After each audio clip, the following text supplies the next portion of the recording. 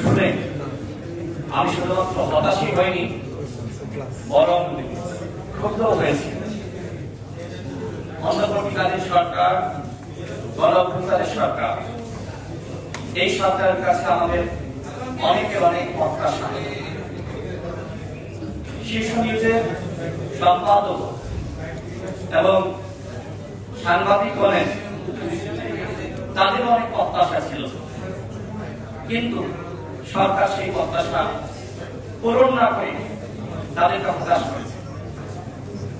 অন্তত এই সরকারের কাছ থেকে এই ধরনের আচরণ আমরা কোনোভাবেই প্রত্যাশা করি না। গণঅভ্যুত্থানে যে সকল ছাত্র নেতৃত্ব যারা সামনে থেকে বুক চিতিয়ে নেতৃত্ব দিয়েছে, তাই কিন্তু এই তথ্য মন্ত্রণালয়ের দায়িত্ব নিয়েছে। আমরা এর আগে দেখেছি উপদেষ্টা নাহিদ ইসলাম, তিনি দায়িত্ব গ্রহণ করেছিলেন, পরবর্তীতে তার দায়িত্ব অসমাপ্ত রেখেই তিনি পদত্যাগ করেছেন। তার দায়িত্বকালীন 6 মাসে আমরা কি আজকে জানতে চাইতে পারি না যে তিনি আসলে গণমাধ্যমের কতটুকু সংস্কার করেছেন? আমার সামনে অসংখ্য সাংবাদিক ভাইরা, আপনারা আরো ভালো বলতে পারবেন।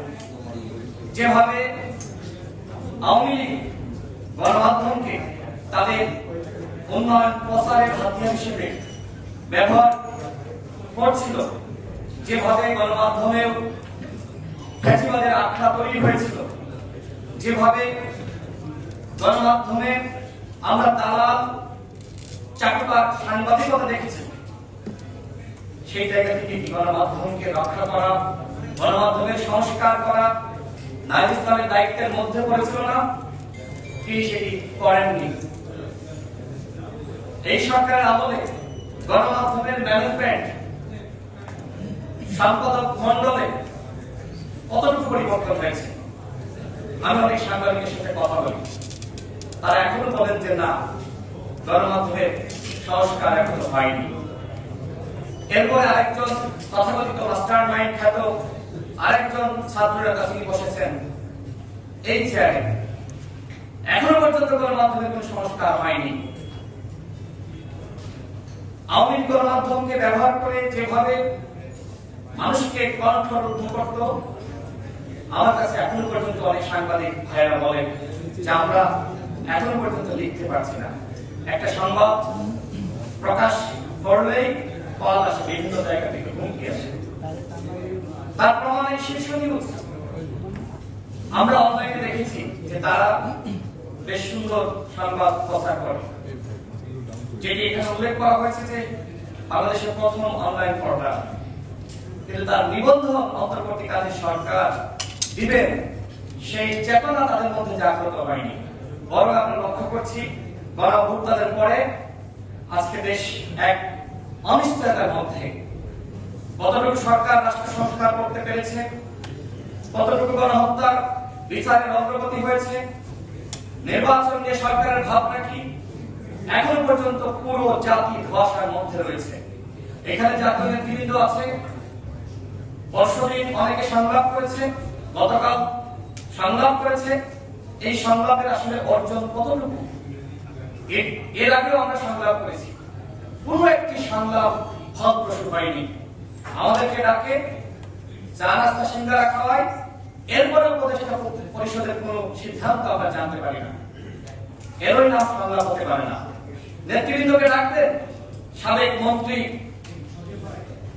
বড় বড় জাতীয় নেতা, তাদেরকে ডেকে নিয়ে আলোচনার পরে যদি এই সরকার কোনো সিদ্ধান্ত না দিতে পারে, তাহলে কিভাবে একটি রাষ্ট্র তার পরিচালনা করবে? আমি মনে করি এইভাবে জাতীয় সংলাপের পরে কোনো সিদ্ধান্ত না দেওয়া এই নেতৃবৃন্দের জন্য এক ধরনের অপমানজনক। আমি সরকারকে বলতে চাই, তাদেরকে ডেকে নিয়ে যদি পরবর্তীতে কোনো সিদ্ধান্ত আপনারা না দিতে পারেন, এরকম লোক দেখানো, চা নাস্তা খাওয়ানোর সংলাপের কোন প্রয়োজন নেই।